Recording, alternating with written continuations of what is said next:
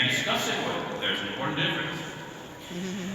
So, today's going to be a little bit of a history lesson. We can learn a lot by looking at what did people do before us, what mistakes did they make, what successes did they have. And so the title of my talk is Media Militarization Through 600 Years. Let's see, can we have any slides up, please?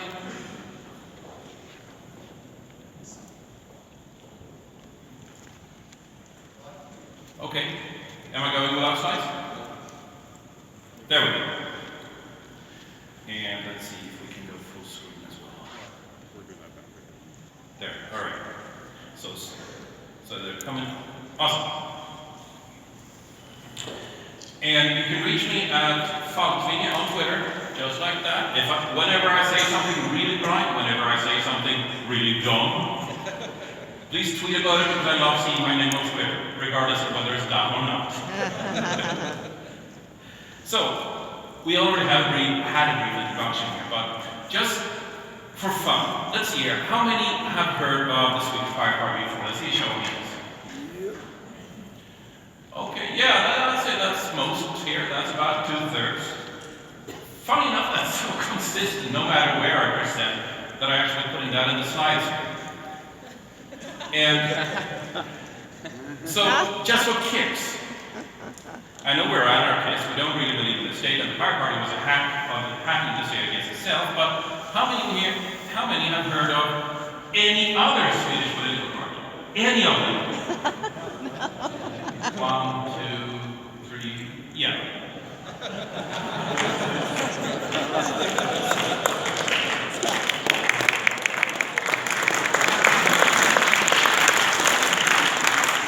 Thanks. So funny, this is true no matter where on the globe I'm presenting. I think that's kind of funny. So I founded the first Fire Party on January 1st, 2006. It just took off like a rocket and spread to 60 countries after my proof of concept of putting 2 people in the European Parliament, kicking the old dinosaurs out of office, which is the one effective way to change policy. Because a career politician has priorities on their list. The first priority is to get elected. The second priority is to get re-elected. And whatever's third so far behind it never matters. Which means that if you want to change policy, you've got to take aim at any of those 2 first. We did, it worked. So we did that through voluntarism, swarm leadership, what I call swarm leadership. I spoke about that last year here at Anarchapulco, and how we had a cost efficiency advantage of 2 orders of magnitude over the old dinosaurs. We were running circles around them. And I wrote a book about that. It was in the intro here. You can get it for free at falkvinge.net/books. But if you just remember the name Swarm-wise, you can find it easy. I got some awards for that. Foreign Policy magazine named me a top 100 global thinker. Time magazine shortlisted me as one of the 100 most influential people across all categories. Guardian of all newspapers called me top 20 freedom fighter, and so on and so forth. That's kind of fun, but at the end of the day, these are magazines trying to sell copies. So what matters are the ideas solid. And we're going to look at some of these ideas today in the light of history. And I think you're going to find it quite fun. What I'm doing today is also I'm head of privacy, head of liberty, if you like, at a VPN company called Private Internet Access. My favorite kind of activism is the financially sustainable one. So we keep giving people liberty, or selling liberty, if you like, at a very affordable price. I'm writing a software package called SwarmOps, which is essentially a back end to the methods described in SwarmWise. It's got public domain, of course. Going into beta in just a few months. You can look it up on GitHub. And I'm speaking like this. So, today's entertainment, media militarization through 600 years. There are some very common red threads throughout history. And I'm going to illustrate with a few examples of how the dinosaurs react when they're threatened, as they are right here, right now. Militarization, of course. That doesn't mean rolling in tanks. For us, that can mean something else. It means the state using arms against peaceful civilians, which is bad. We all agree that's bad. So I lost my slides again. I'm going to roll on. Whenever you guys get the slides up, I'm good. Did we already get them? No, my screen went back here. So, going back to the, here we are. So, a couple of red lines is that everybody used media to wage war on knowledge. They used media to wage war on knowledge. Everybody had their own flavor of fake news. And it was about the power of the narrative. I'll be coming back to that again and again and again. The power of the narrative. And how history repeats itself. So, in the 1500s, this was right after the Black Death in Europe. The monasteries were decimated because the population was decimated. And the last institution to become repopulated was the monasteries, because people could just not afford to send kids off who were needed at the farm. This meant that the cost of books were astronomical, and the people who had the power on narrative at this time were the Catholic Church. Because these were the guys who were not only controlling all media production in the monasteries. No book got copied by hand laboriously by a monk and nun unless the Catholic Church agreed that it should be copied. But they also controlled all media reading, because these books were in Latin. Nobody could read Latin except the clergy and some nobility who didn't care what was said. And even if people could read Latin, which was unheard of, a book cost in today's value on the order of $500,000 to $1 full million. Completely out of reach for the common people. So they held the power of narrative. I'm sometimes doing a little thought experiment, as in, if you were to write all the world's news for a week, what would you write about? How would you exploit that position? Some people think in terms of, well, I could write about myself and make myself famous. Some go a step beyond, saying I could write that I am famous, making people believe it already. I could write that I'm rich. These are missing the point. If you can determine true from false, if you can dictate true from false, you don't need money in your life ever again. You can make people believe it's in their self-interest to serve you. You can make people believe it's in their self-interest to serve you. And this is what has happened again and again and again through history.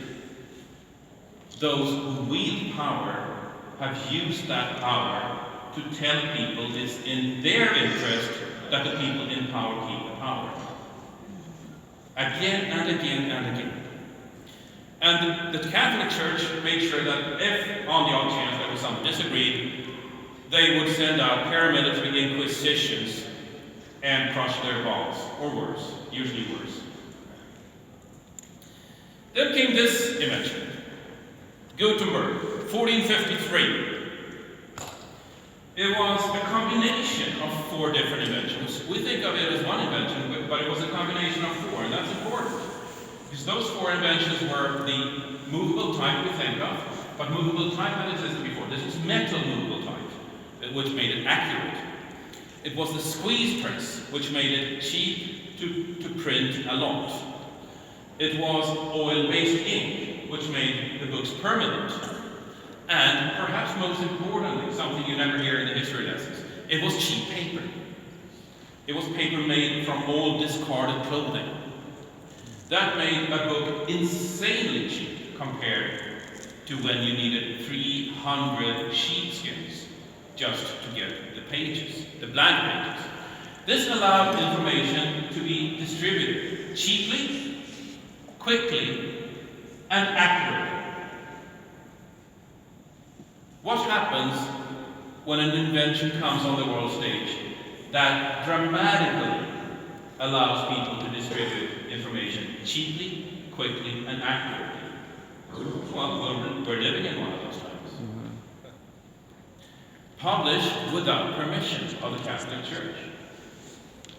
People were starting to spread ideas that were not sanctioned by the previous holder of the power of narrative. In particular, this guy came on stage. He was a little later. Gutenberg came with his printing press in 1453. He thought it would increase the power of the Catholic Church because Bibles would be more accurate. There would be no more errors in copying. Instead, this guy came on stage. Oh, that's me. Martin Luther. Not Martin Luther King. That guy came much later. This is Martin Luther. And he had his 95 Theses, which he nailed to the church wall in Padua in 1517. Where he was protesting how the church was abusing its power of narrative. Specifically, he protested that it was selling salvation to raise funds. Since the Catholic Church could absolve people of their sins and promise them to get into heaven, the Catholic Church had this brilliant idea that, hey, why don't we charge for this? To raise money. And somewhere Martin Luther found out the idea that rich people could get into heaven as much as they wanted, whereas poor people needed to work for it. He found that didn't quite have support in the Christian message. So he was protesting this corruption of the message within the Catholic Church. That's what we learn in history class. I'm going to take it a significant level deeper. Because what Martin Luther did next was publish Bibles in German and French. 7 years later, in 1524, the so-called Luther Bibles, which immediately led to a century of civil war across the entire continent.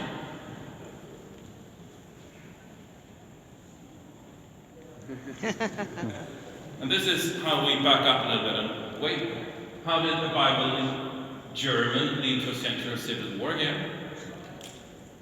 But remember now, the Bible had always been in Latin. The Bible had always been in Latin. That meant that everybody had to trust the clergy about what the Bible said. Suddenly, people could go to the source and verify the claims. People were able to go to the source and verify the claims. The power of narrative had been broken. The dinosaur media no longer controlled what was true and false. The power of interpretation, the power of seeing reality, no longer lay with the Catholic Church alone. Even if it still lay with the Bible, the Catholic Church could not, unchallenged, claim what was in it. The power of dictating truth was broken.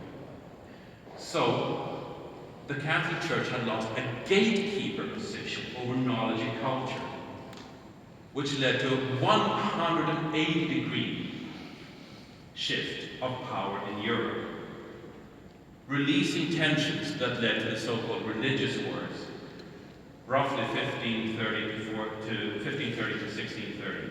A full century of war among the entire known world at the time.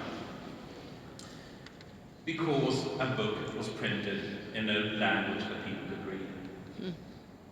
Because the power holder at the time lost the gatekeeper position of knowledge and culture. Now, obviously they tried to prevent this from happening. So the state militarized against this challenge to its narrative. The clergy went to the royalties and said that, you must do something! These people are spreading fake news left and right!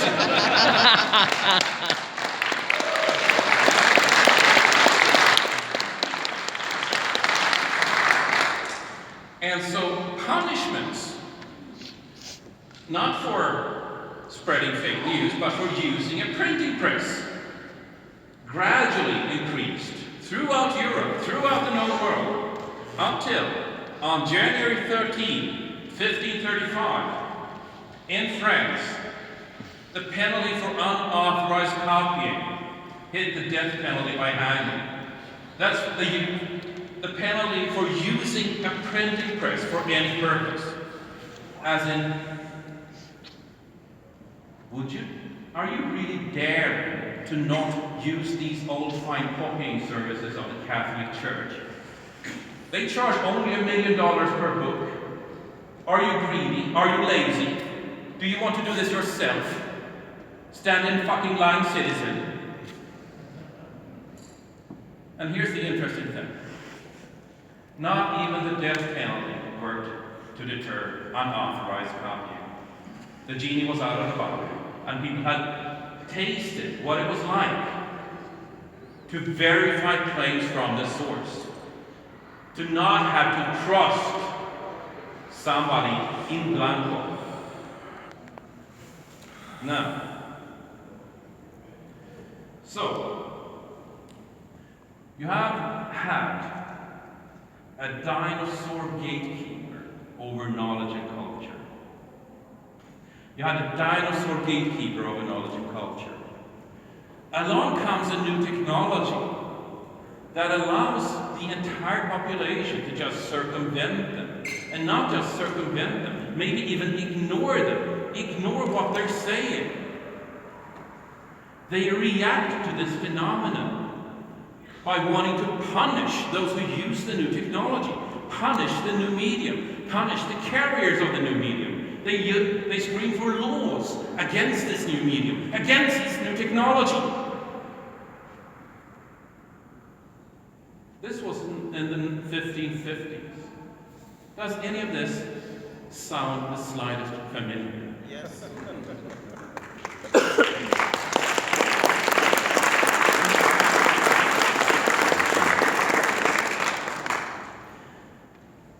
England didn't try to ban printing. Instead, Queen Mary I at the time went another route and created a monopoly on printing. On May 4th, 1557, she gave a monopoly, a commercial monopoly on printing to a guild called the London Company of Stationers, in exchange for being able to censor anything printed. In this way, she got a very effective tool for repressing political dissidents. This distribution monopoly, production and distribution monopoly, was called copyright, and it's unfortunately still around.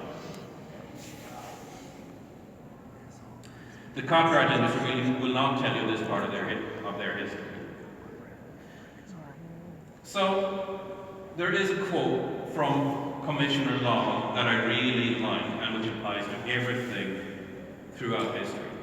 Beware of him who would deny you access to information, for in his heart he dreams himself your master. Everything is about knowledge. Everything is about narrative. If you can circumvent the dinosaurs, you're dangerous to them, and they will treat you accordingly.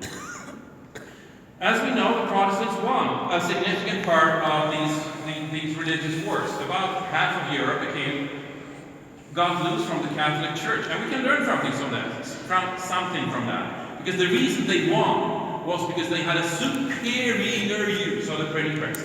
They were experts in using the new technology, whereas the Catholic Church insisted on doing the way it had always been done, because that is the way it had always been done. So what the Protestants did was to create discussions. They printed ideas, they printed dialogues, they distributed these dialogues and held reading sessions where you would read people's discussions and ask them to submit ideas and comments back to the people holding the discussions. They were doing blogs and forums in the 1550s, and that's how they won against the mighty Catholic Church. This gives us a blueprint. Not just this, but all other points of history I'll touch on here.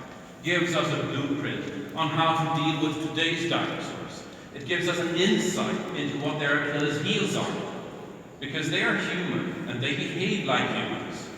even if the technology is different from 600 years ago, the behavior patterns, the yearning for power, the yearning to suppress dissent, you'll find it's identical. Yeah. So, a lot of power was wrestled out from the churches, and instead we get corporations. Much better in terms of keeping the narrative straight, keeping people honest, and all around just making sure we have a shiny new narrative. It turns out that corporations quickly became new gatekeepers of knowledge and culture.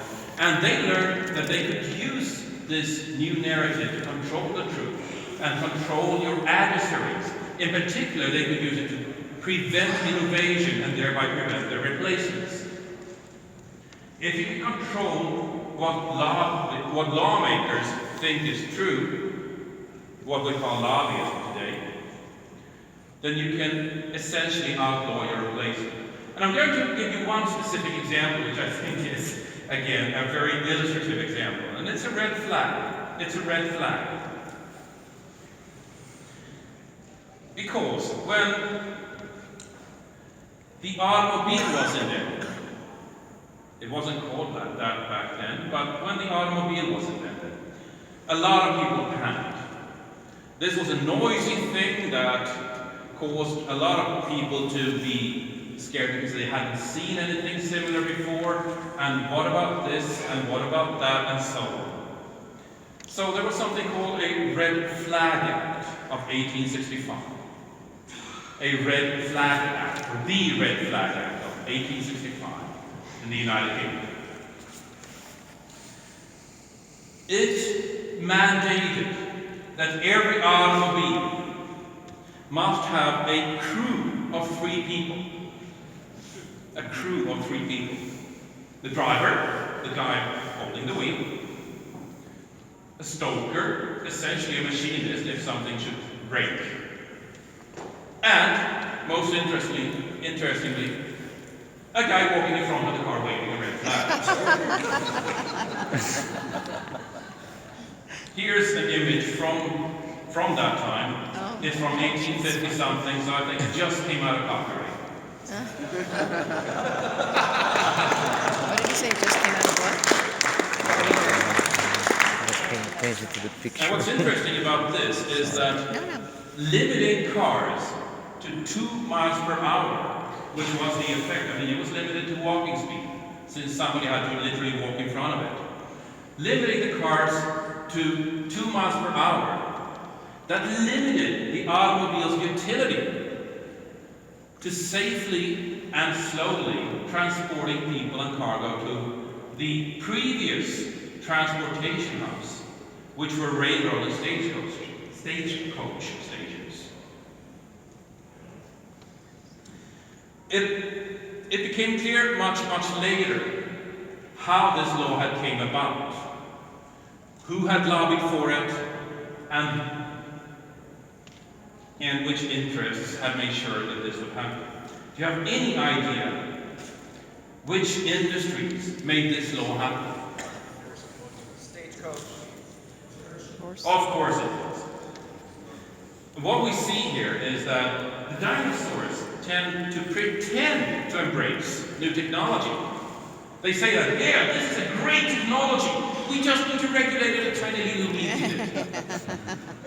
And that tiny little bit regulation is actually choking it, preventing its utility, and specifically preventing the replacement of the old dinosaurs. And once this kind of mass hysteria has kicked in, that, yes, regulate, the best thing in the world, let's regulate more. You can see, I mean, I worked in the European Parliament,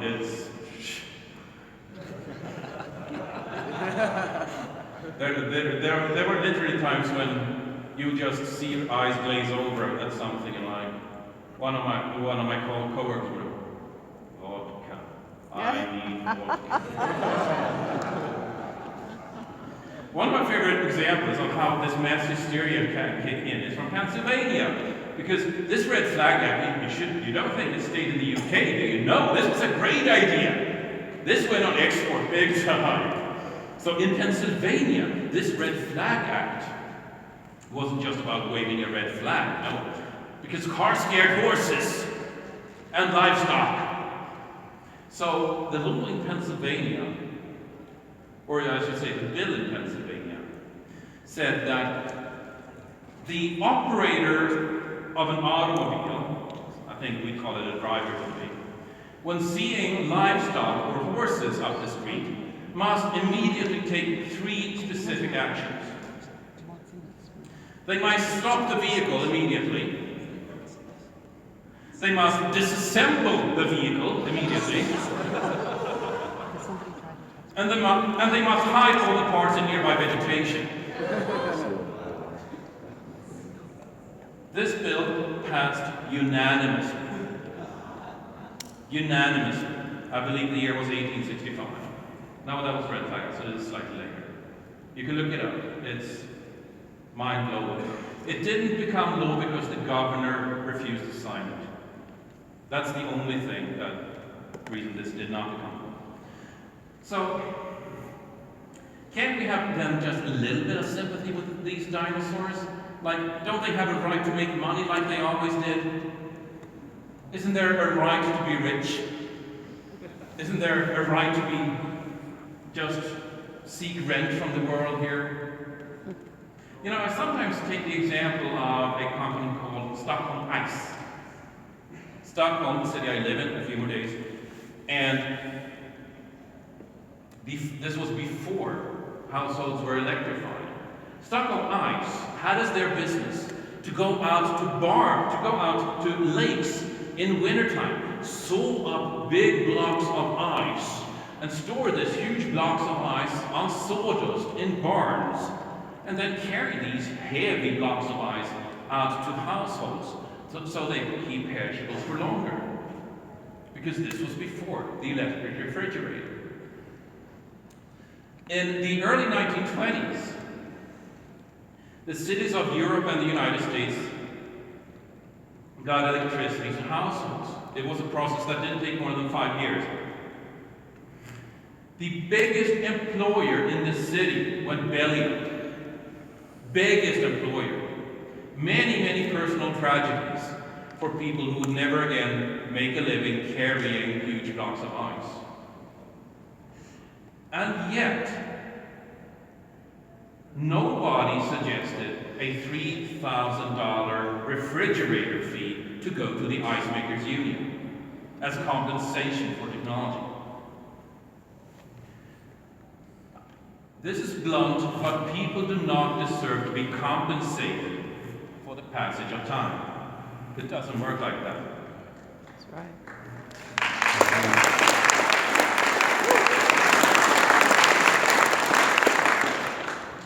So technology has always changed business models, and it always will. One of my favorites, as you know, since I'm the founder of the Pirate Party, is the copyright industry, which I've studied in depth. Wow. 1849, let's start with 1849 copyright industry. That year, lawmakers in the United Kingdom suggested that we should open public libraries. Before that, there had only been private libraries. So you needed essentially somebody's permission to go and read books if you couldn't afford them yourself. Parliament thought it was a splendid idea that anybody could access knowledge and culture without having access to a rich guy. So they passed a law saying, or enabling, the opening of public libraries. And the copyright industry went absolutely ballistic. They said, you can't be serious. You can't seriously allow anybody to read any book without paying for it. If you allow this law to pass, no author will be able to make a living writing books ever again. Not a single book will be written after this law. Mark my words. And as we all know, there were indeed no books written after 1849 ever again. The copyright industry has been doing this the skies falling dance roughly every 5 years. In 1905, they claimed that the self-playing piano and the gramophone would be, quote, the end of a vivid, songful humanity, end quote.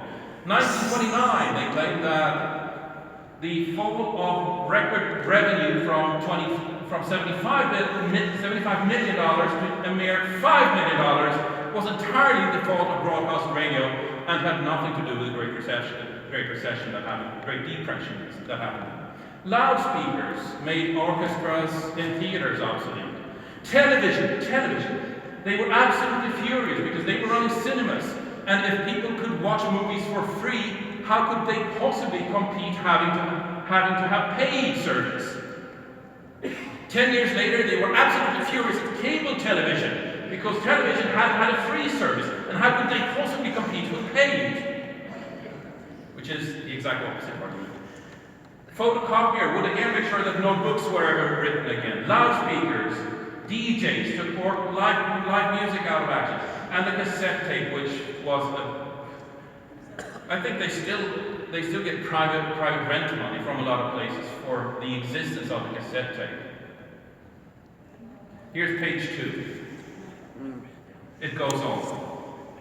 So questioning, what are the stagecoach and railroad industries today trying to prevent the internet, but we're actually choking it, preventing its utility because they know it'll kill their business. Do we have an idea? Music. Music? Who more? Politicians. Politicians, yes, although it's the next answer. Or Facebook. Oh, yeah. There are many good answers here. My suggestions were telecom and cable TV first. Because when I have 100 megabit general purpose in a jack in the wall, there's no way I'm going to pay per minute for lousy voice service. Cable TV, who even watches things on a schedule anymore? And as came up here, now also news media, and by extension politicians. So, a quick look at the last century, preventing fake media in the 1900s. Because by now there was something called freedom of the press. By now there was something called constitutions and Bill of Rights. And so politicians couldn't do this just cracking down with a paramilitary Spanish Inquisition anymore. When the labor movement got established in Scandinavia, the establishment at the time couldn't prohibit them from printing anything they liked. But they still needed somebody to print it, and nobody would print it for them.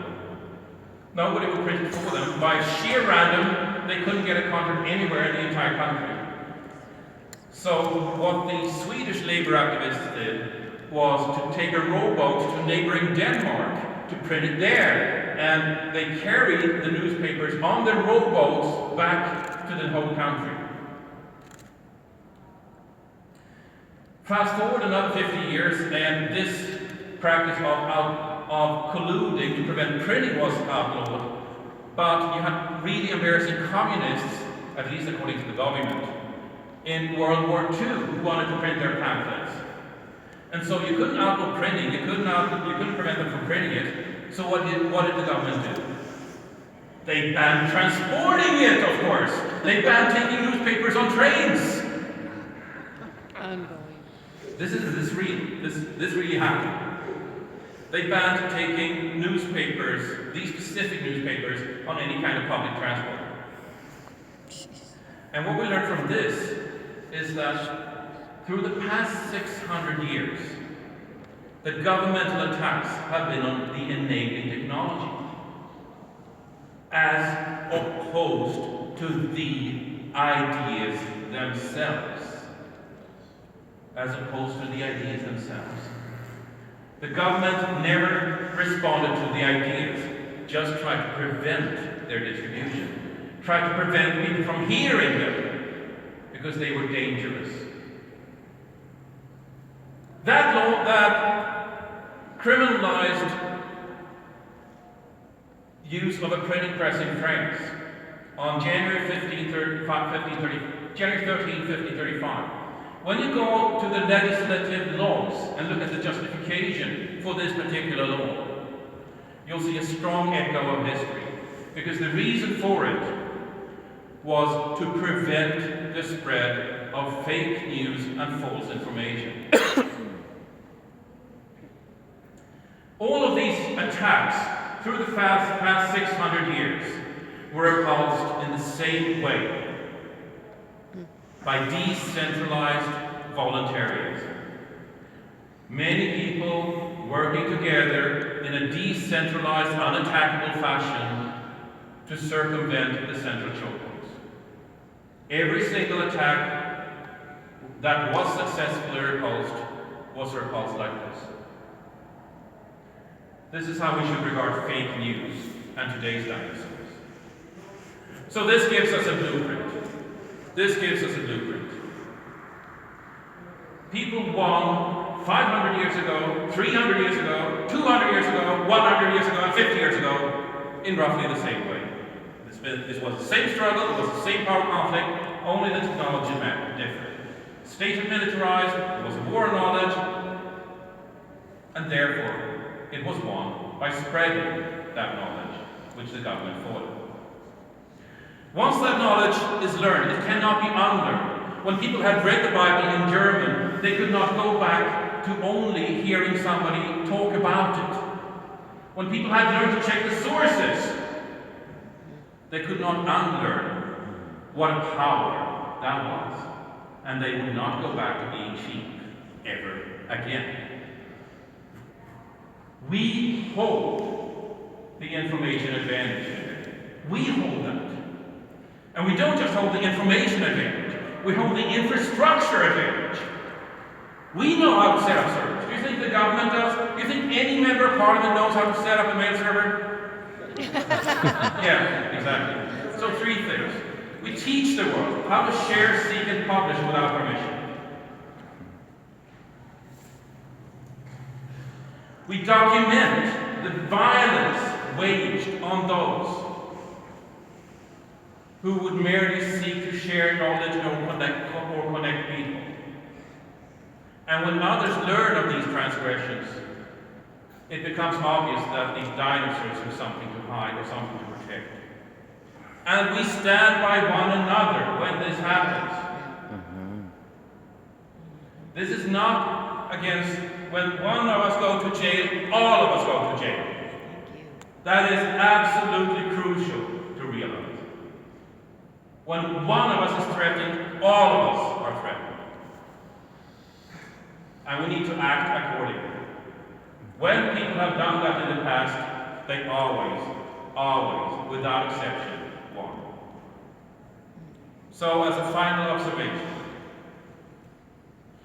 authority used to be sold.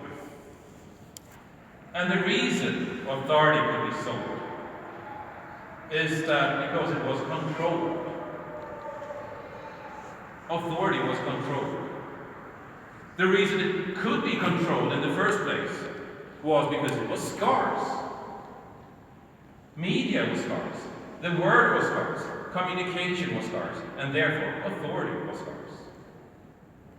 Today, however, authority is abundant. Any one of us can stand up, say what we want, and people can choose to follow. Authority has become abundant. It is no longer scarce, and therefore it is no longer controlled, and can no longer be sold. Authority is abundant today. Change doesn't just happen. Somebody makes change happen. So as one final thought from this, do you want to be that person? Do you want to be the person that makes change happen? Thank you.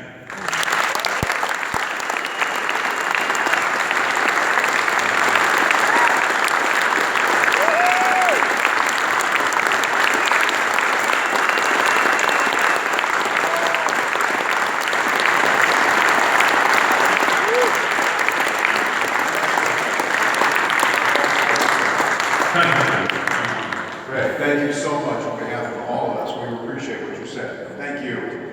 All right, well, ladies and gentlemen, isn't that incredible? Really insightful to see what is happening throughout history. History is on our side. We must have patience, but we must keep working. Rick is doing it in a real practical way.